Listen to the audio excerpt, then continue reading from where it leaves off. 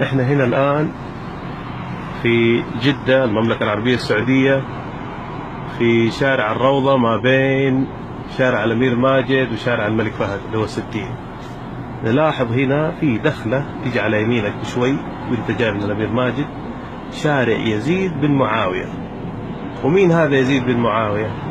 هذا قاتل الحسين، اللي قاتل الحسين بدم بارد.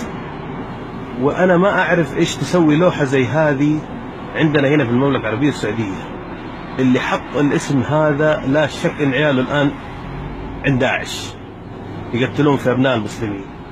يزيد بن معاوية هذا هو اللي رمى الكعبة بالمنجنيق، وهو اللي سبى في 1000 من نساء المدينة وحملنا منهن أبكار.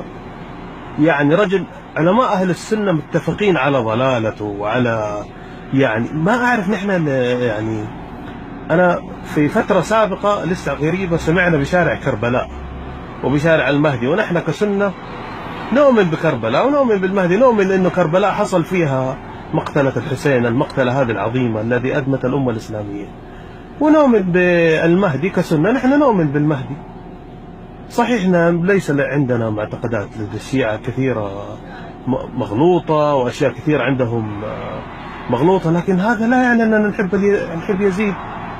أنا ما أعرف يعني المسؤولين فينهم عن هذا الشيء، ولا داعش مخترقتنا لهذه الدرجة.